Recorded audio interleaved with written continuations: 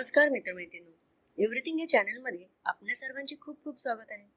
मित्रमैत्रिणींनो, पारिजातकाचे झाड भगवान श्री कृष्ण आणि श्री विष्णू यांना का प्रिय आहे याबद्दल आज आपण माहिती पाहणार. पारिजातकाचे झाड आणि पारिजातक फुलांचे हिंदू धर्मात खूप महत्व आहे. पारिजातक अत्यंत पवित्र मानले जाते. वास्तुशास्त्रातही पारिजातक हे अतिशय शुभ, संपत्ती आणि समृद्धी देणारे तसेच इच्छा पूर्ण करणारे असे वर्णन केले जाते. त्याला कल्पवृक्ष किंवा हरसिंगार वृक्ष असेही म्हणतात. विशेषत पारिजातकाचा भगवान श्री कृष्णांशी विशेष संबंध आहे. तसेच धार्मिक ग्रंथानुसार देव आणि दानवांनी जेव्हा समुद्र मंथन केली तेव्हा समुद्र मंथनातून निघालेल्या 14 रत्नांमध्ये कल्पवृक्ष किंवा पारिजात वृक्षाचाही समावेश होता. समुद्र मंथनातून निर्माण झालेल्या पारिजात वृक्षाची स्थापना भगवान इंद्राने स्वर्गात केली. भगवान श्रीकृष्णाला पारिजातक फुलाची खूप आवड आहे. ते नेहमी पारिजातक फुलांची माळ घालतात. पौराणिक कथेनुसार एकदा भगवान श्रीकृष्णांची पत्नी सत्यभामा त्यांनी त्यांना पारिजातक वृक्ष आणण्याचा आग्रह केला. वास्तविक भगवान श्रीकृष्णाने नारदजीकडून मिळालेली पारिजातकाची सर्व फुले त्यांच्या पत्नी रुक्मिणीला दिली. त्यामुळे सत्यभामांना राग आला आणि तिने पारिजात वृक्ष मागितला. तेव्हा कृष्णाने आपल्या दूताद्वारे इंद्राला संदेह पाठवून सत्यभामेच्या बागेत लावलेले पारिजातक वृक्ष देण्यास सांगितले.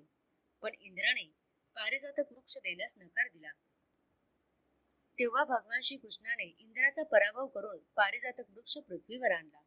पारिजातक वृक्ष किंवा कल्पवृक्ष प्रत्येक इच्छा पूर्ण करतो असे मानले जाते. माता लक्ष्मीला हे झाड प्रिय आहे. वास्तविक समुद्र मंथनातून लक्ष्मीचा जन्म झाला आणि त्यातून पारिजातक वृक्षाचा उदय झाला. अशा प्रकारे माता लक्ष्मी आणि पारिजात या दोघांचे उगमस्थान एकच आहे. या कारणास्तव देवी लक्ष्मीलाही पारिजातकाचे फूल खूप आवडतात. देवी लक्ष्मीच्या पूजेच्या वेळीही घरामध्ये हरसिंगारचे झाड लावणे किंवा हरसिंगारचे रोप लावल्याने घरात खूप आशीर्वाद येतात. ज्या घरात पारिजातक आणि हरसिंगाचे झाड किंवा रोप असते त्या घरात नेहमी संपत्ती वाढते. पारिजातकाचे झाड ज्यांच्या दारात असते त्यांना हा अनुभव आला असेल की पहाटे उठून जर अंगण पाहिले तर अंगणात पारिजातकांच्या फुलांचा सडा पडलेला असतो. मातीवर पडलेली ही नाजूकशी पांढरी शुभ्र केशरी दांडा असलेली फुले पाहून मन प्रसन्न होते. त्या फुलांना सुगंध चोहीकडे दरवळतो. त्यावेळी देवी लक्ष्मी सुद्धा त्या ठिकाणी येते आणि तिथे वास करते. त्यामुळे पारिजातकाची फुले आपल्या अंगणात पडल्यास त्या घरात लक्ष्मीची कृपा होते अशी मान्यता आहे. श्रीकृष्णाने पारिजातकाचे झाड स्वर्गाहून पृथ्वीवर आणले. कृष्ण हे झाड घेऊन येतात. त्यांना पाहून रुक्मिणी आणि सत्यभामा दोघीही आनंदी होतात. दोघींना वाटते हे झाड आपल्या अंगणात असावे. मात्र श्रीकृष्ण तर लीला करण्यात माहिर होते ते आपण जाणतो.